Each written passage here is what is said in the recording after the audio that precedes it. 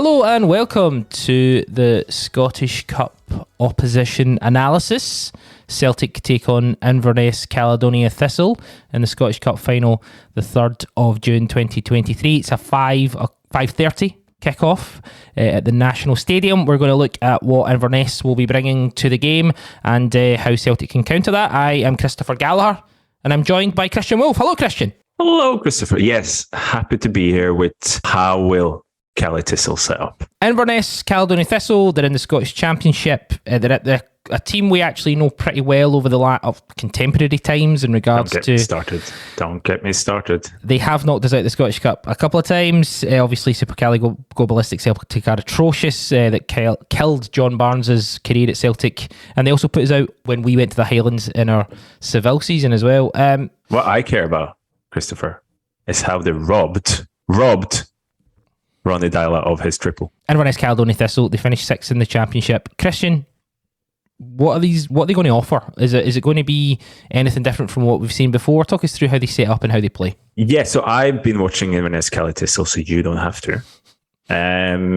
It's always interesting watching the Championship. So no, I think the headline news for Cali is always, as I said, 6th in the Championship. However, if you look at the XG, we love the XG here because it tells us a little bit behind the results, behind the goals. Sorry for the people who maybe aren't necessarily aware. Can you just explain what XG is? XG is expected goals. So expected goals is essentially a way of measuring the quality of a chance instead of just counting plain old shots and stuff like that. Essentially, it's an XG can go from 0.00 expected goals all the way up to 0.99. It's essentially a way of classifying the probability of that chance being scored. So if you have, for example, an XG of 0.25 expected goals, on average, that chance will be scored 1 in 4 times on average. So it's essentially and over a longer sample, like one season is maybe a slightly short sample, but usually over a longer sample, your goals will line up with your expected goals. But for example, if your expected goals is lower than your goals, you can say you're quote unquote being a bit lucky. Yeah. If your expected goals are way above your goals, for and against, you usually, it's just on a little bit of a bad streak. Your performance has actually been good. You just haven't been able to convert your chances this season. Excellent. Sorry to put you off track there. No. So is Inverness better or worse than 6th place in the league? Because obviously I don't care about the real league. That's just, what you care about is the expected goals league, really. Pleased to announce Inverness Caledonian Thistle, 3rd worst team in the Championship this season. So essentially the goal difference is about 11.5 expected goals lower than the actual goals difference. So I wouldn't say they're a team that's been unlucky not to get into the playoffs and so on. Obviously they've had a really good cup run. Obviously they're in the final, but there's nothing really, there's not, from the stats, and we can get onto what I've actually seen of them playing as well, there's not really a hidden threat there, I think, in terms of, this is a team that's just been really unlucky and they might just have a great day and they're actually a lot better than 6th place in the Championship. They're really not. If anything, they're not as good as 6th in the Championship. So good headline news. Good headline for news. once this week, yeah. Yeah, it's not like they're underperforming. They should have got promotion, or they should have been in the Championship. They're overperforming, so that's a positive. They have had a good cup run in regards to some of the teams they've knocked out. I mean, they defeated Livingston, they defeated Kilmarnock, obviously two Premiership teams, and then Falkirk in the semis was very very much a Championship fare. What have you seen from them, having watched them, that potentially could cause us issues? Yeah, I think overall, it's like Wisecat gives us a nice breakdown in terms of how they compare to the other teams in the league, first of all. And I think things like ball possession, over the season, they've had 50.3% in terms of ball possession, so pretty much straight down the middle, right? So that's 5th in the league.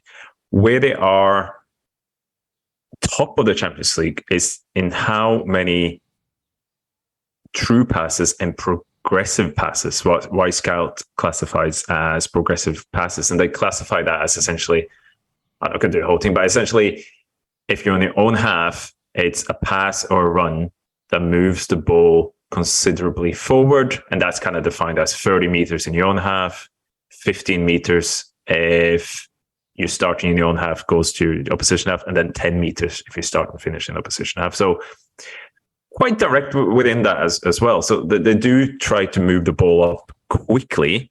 Other kind of thing, they are a team, and this kind of comes back in terms of how their formation sets up, but we'll get back to. Wisecout also gives us where do they lose the ball the most and where do they recover the ball, where do they win possession back. And they are, compared to all the other teams in Championship, they're one of the higher teams in terms of winning and losing the ball in the middle third. Right. So, which kind of makes sense in terms of, I think, how directed fronted to go and a little bit and how they set up as well. I think we can maybe come back to some of the key players a bit later, but in terms of how they set up. So, again, in the games I've kind of watched through, but also in terms of like Wisecout who kind of, logs the formation for each game, they seem very set in a sort of 4-4-1-1 that kind of goes into a 4-2-3-1, right? So you have very much a team that plays a flat back four. We can kind of get back to that when we talk about what can Celtic do. And then two central midfielders always there. You have the two wingers, and then whether you classify the wingers as part of a middle four or like a more attacking three, probably depends on, if they have the ball or not. And then they usually have one player just behind the striker, and then they have the striker, which is usually Billy Mackay on top. So from our late childhood, Gal, classic 4-2-3-1, early 2000s, I think that's going into like a 4-4-1-1, 4-4-2. So that is very much the setup in the games I've seen them, and it's very much the setup in overall this season. So, which I think is interesting, because I don't know if you've listened to myself and Graham Mackay's weekly tactics review podcast on thecynic.co. The review, we've talked a lot about this season, about how pretty much from December onwards, Celtic only faced team domestically that had a back five, except for Rangers. Yeah. And then the games even before December was a good split between a back five and a back four. And I think once we do the kind of tactical season reviews, that we'll be doing as well on thecynic.com, I think we're going to talk a lot about how that Celtic constantly having to face that back five through the league kind of affected Celtic seasons and how they try to kind of manage that. But very long story short, I think it suits Celtic really, really well to play against the back four. Yeah. Caledonian Thistle haven't really played with a back three or back five the whole season. So I would be surprised if they do it now. And I think, Celtic facing even if it's a very low back four, which we kind of expect, I think that's good news again.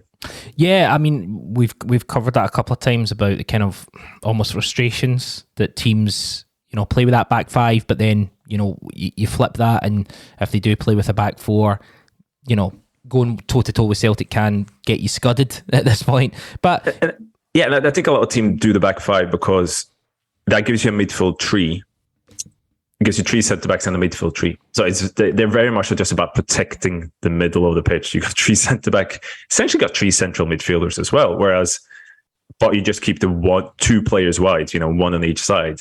Whereas you play a back four the way Cali Thistle does, you essentially just two centre-backs. You got two central midfielders, and fair enough, they have like an attacking midfielder that come down, but they essentially have four wide players instead of two wide players, which I think for Celtic suits them really, really well in terms of how much kind of they invert fullbacks, how wide they are with their wingers. They can kind of stretch that back four like really far out, and then kind of what we call overloading in the middle of the pitch, having more players in the middle of the pitch than opposition. See the fact that you mentioned the fact that they kind of lose possession in the kind of middle of the park, I mean, that's gravy for us, right? Yeah, and so I kind of, it's not easy to find games in the championship where one team kind of dominates possession and the other one it kind of have to sit back and sit a bit lower and try and block them, because most teams play quite direct, and most teams they don't have a huge possession. So, well, I watched the last couple of Inverness Caledonian Thistle. I also went back and watched them against Queen's Park in March away, because that's one of the games where Queen's Park, in terms of Inverness's oppositions, had the most possession, Queen's Park. And I think in that game, and also in the last game against Ayr in the league, the central midfielders do have a tendency to be quite gung-ho in pressing up, right? So they might start quite deep in that block when Queen's Park or Ayr plays out, and then the ball kind of goes to one of Queen's Park or Ayer's central midfielders, and then one of Caledonian Thistle's central midfielders just head down and runs, right? 10, 15, 20 yards to try and go and press. And that, for me, that's kind of a bit kamikaze against a good team, because if you're just two central midfielders anyway, and you're not staying in that shape and you try to go and press high up, a team like Celtic will just play around you or just run past you.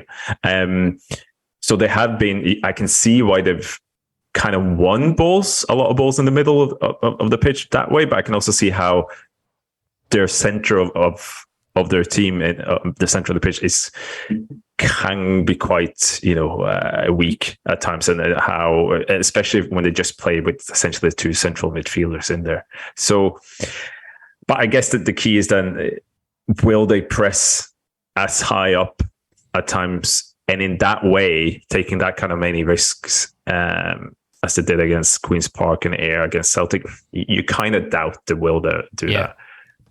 But then even there's a few instances when they played Ayr in the last game that Ayr kind of had the ball in their half and tried to play around them. And even then, you do get centre-backs, full-backs, kind of leaving the shape and jumping up on an opposition player. It's kind of their player. They seem very man-marking focused. And if you play in the championship with essentially a 4-4-1-1, most of the teams you'll face will be a 4-4-2 or a 4-4-1-1 in some degree as well. So it's quite easy to go, okay, that's my man. And they seem quite man-focused in terms of, if, for example, there's an example of their fullback jumping up on the Ayr winger when the Ayr winger comes in a bit, and it kind of just leaves all these big spaces behind. So even when they sit quite low, their fullbacks, their centre-backs, they kind of have a tendency to jump up on quote-unquote their player, kind of forgetting about the shape and things of the defensive shape. So if they keep doing that against Celtic as well, they're going to get, honestly, they're going to get scudded. Yeah, obviously Billy Mackay is a player that kind of we all know. He was, he played in the Premiership for quite a bit. He's been around the block a little bit. Have they got any other players that you would kind of look at and think they wouldn't necessarily be out of place in a lower positioned Premier League team, or are they very much Championship players? Yeah, I mean, just for watching, there's not much to stand out. So I think that just the standard kind of Championship fare. I think Mackay, as you say, he's got 12 goals in the league, XG of 13.4. So I mean, he's good value for that. So he's got a goal almost every 90 minutes, a bit lower. He takes a lot of shots in terms of championship. So he's fourth in terms of goals in the championship. He's fourth in terms of shots taken. And so he's very much that's their offensive output. And he's probably the best player, to be honest. You got players like Welsh in midfield, who has actually the most passes per 90 of all players in the championship.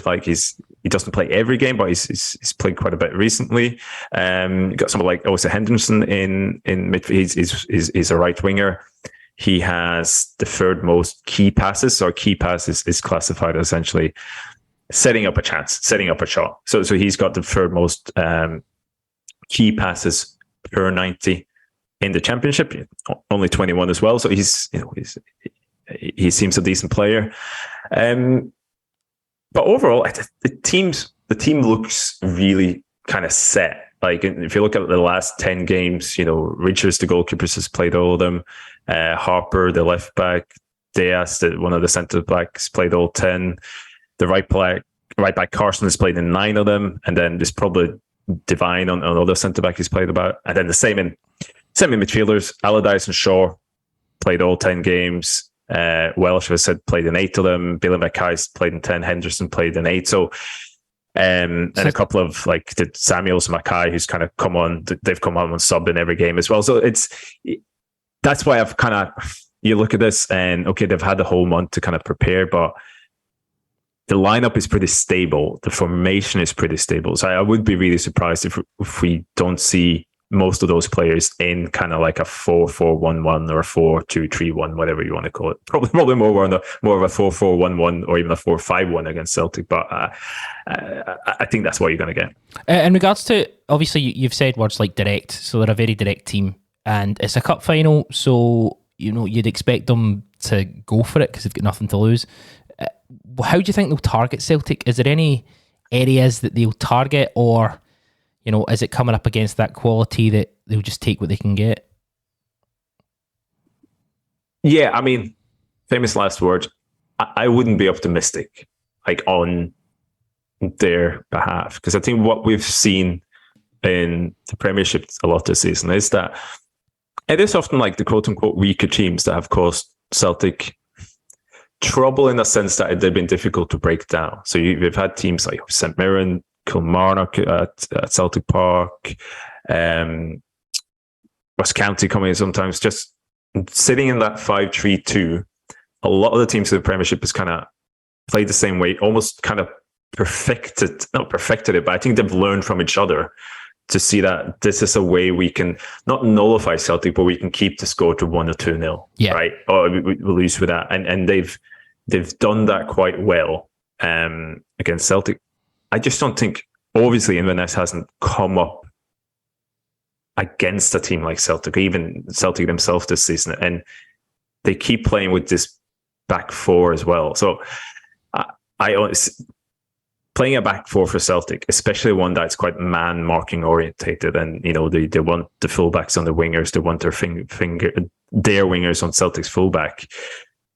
If Celtic comes anywhere close to that kind of rotation of positions, changing positions, the fullbacks coming in, the wingers staying out wide, that kind of movement, I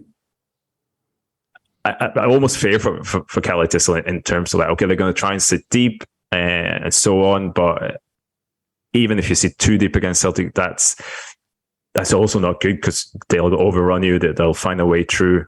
So what the teams in the Premiership has done this season is they've sit deep but not too deep, and they've been very little space between the lines. So there's very little space between the defensive line, midfield line, and attacking line.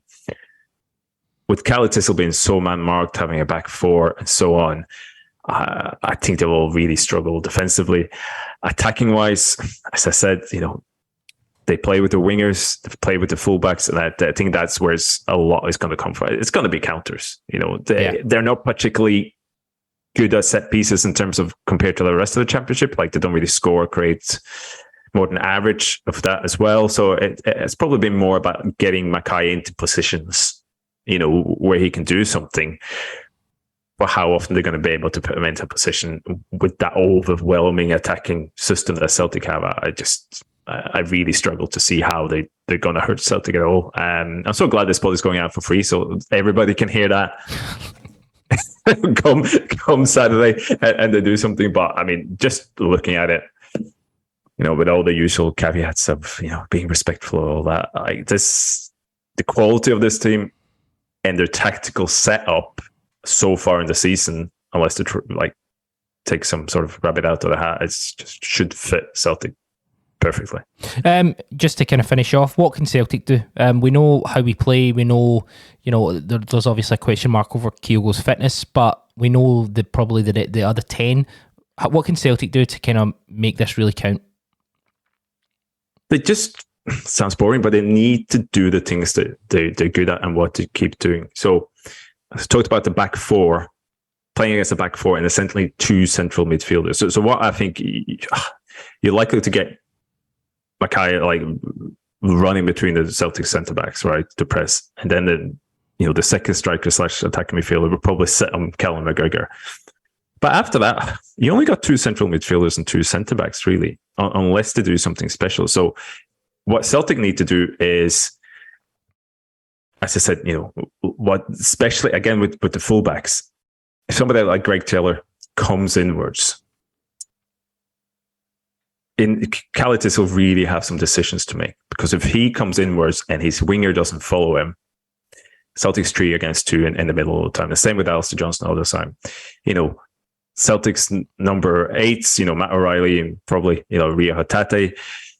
If they come wide, the fullbacks come in, create that movement to try and pull, Inverness Caledonian Thistle's midfielders out of shape, because they seem very man-marking kind of focused.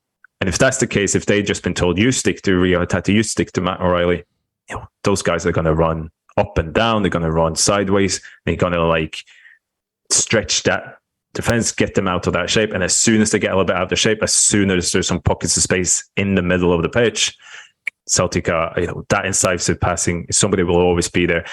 And then again, see if you only got two centre backs and you don't really have anybody to jump out, if the two midfielders are struggling, again, there's going to be a lot of space to kind of in the final third to find those true balls, be it to Kyogo or anybody. So Celtic just needs to do what they're good at, and I think they're going to get a lot. Fairly as certain as you can be that they'll have a lot of success, probably more success than they usually have against the back five in the league. Great stuff, Christian. This has been an absolute joy. Any final kind of thoughts? No, I mean, Celtic's lineup, obviously, as I said, the only kind of questions around it really, I guess, is Kyogo. I think if Kyogo wasn't to start and say Haksabanovic was definitely ready, I mean, Dice Maeda on top. I'm just putting it out there. I think that's, in terms of, running those kind of two centre backs, if it's just two of them, kind of rugged as well. I'd be happy with O as well. I think he can handle this. Shout out to my I'm the only one who's probably to go to shout. Kobayashi against this team in terms of having somebody, because that team's gonna sit quite low. I don't think they're huge on pressing. Having a centre back, I think essentially what I'm saying, I think the centre backs is going to have a lot of space to just step out and even be so. Iwata is good and comfortable. Kobayashi, I think, is on his game. He can be very good at that. So I don't think it'd be a bad game for him either. Having said that, I think Iwata is probably going to start. Great stuff. Christian Wulff, joy as always. Thank you very much, sir. Pleasure's all mine.